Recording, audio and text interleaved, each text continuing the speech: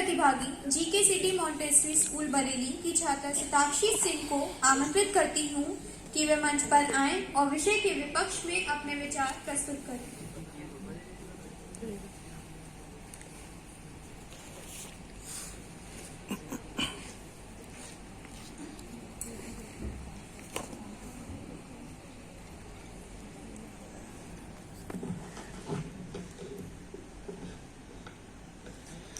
वंदनीय मां शारदे, आदरणीय निर्णायक मंडल एवं मेरे प्रिय श्रोताओं, आज मैं आप सभी के समक्ष ऑनलाइन गेमिंग पर पूर्णतया प्रतिबंध होना चाहिए विषय के विपक्ष में अपने विचार प्रस्तुत कर रही हूँ कि जिधर देखती हूँ उधर तू ही तू है, बस तेरी सी खुशबू तेरी सी बू है, और उठाए जो पलकों की झीली सी चादर, तू ही तू, बस हर जगह तू ही तू है।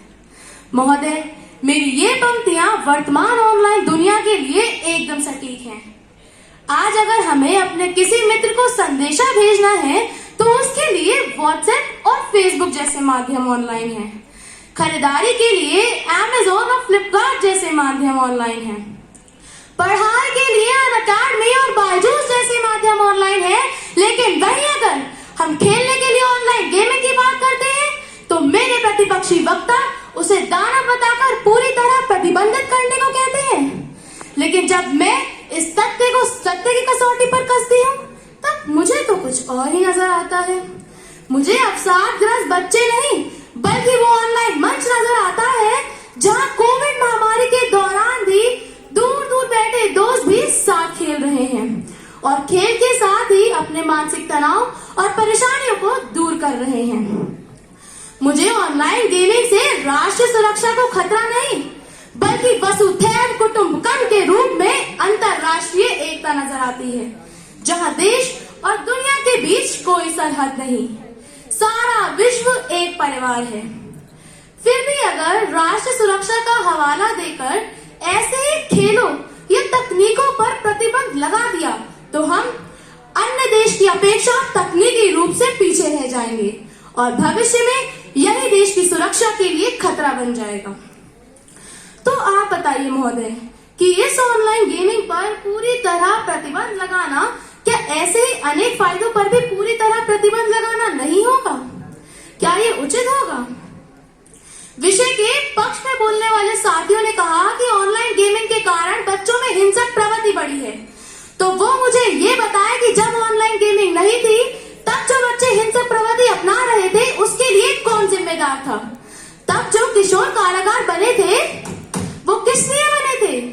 महोदय, मेरे प्रतिपक्षी मित्र झूठी झूठी बातों का पहाड़ बनाकर सत्य को उस पर से धक्का देने की कोशिश कर रहे हैं, जबकि असलियत तो यह है कि बच्चों में बढ़ती हुई हिंसक प्रवृत्ति के लिए उनका परिवेश जिम्मेदार है, ना कि ऑनलाइन गेमिंग।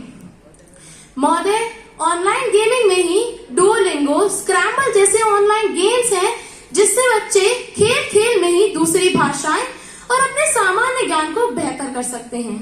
लेकिन अगर हम विपक्षी साथियों की बात को माने जिसमें वे ऑनलाइन गेम को ही पूरी तरह प्रतिबंधित करने को कह रहे हैं तो ऐसे ज्ञानवर्धक गेम्स पर भी पूरी तरह प्रतिबंध लग जाएगा। और इसके बाद भी अगर वे पूरी तरह प्रतिबंध लगाने के पक्ष में हैं, तब तो अगर बिजली के कारण किसी की मौत हो जाएगी तो वो कहेंगे बिजली पर प्रतिबंध लगाइए। वाहन चलाते हुए दुर्घटना हो जाएगी तो वो कहेंगे वाहनों पर प्रतिबंध लगाइए। तो आप बताइए महोदय, वाहन दुर्घटना होने पर वाहन की गलती है या वाहन चलाने वाले की? अगर वे ऐसे ही तकनीकी आविष्कारों पर पूरी तरह प्रतिबंध लगाने पर आएंगे तो वे दिन दूर नहीं जब वे आदि मानवों जैसी जिंदगी गुजारने के लिए मजबूर हो जाएंगे। अतः स्पष्ट है महोदय कि अगर ऑनलाइन गेमिंग के कारण बच्चों पर कुछ नकारात्मक प्रभाव पड़ रहा है तो हमें पूरी तरह प्रतिबंध लगाने की जरूरत नहीं है, बल्कि एक कठोर नियम और व्यवस्था बनाने की जरूरत है। मैं ये उदाहरण के लिए हम चीन को ही देख सकते हैं, जिसने ऑनलाइन गेमिंग को पूरी तरह प्रतिबंधित ना करके यह नियम बनाया है कि सिर्फ वीकेंड्स और सार्वजनिक छुट्टियों वाले दिन सिर्फ 1 घंटा लोगों को गेम खेलने की अनुमति दी जाएगी।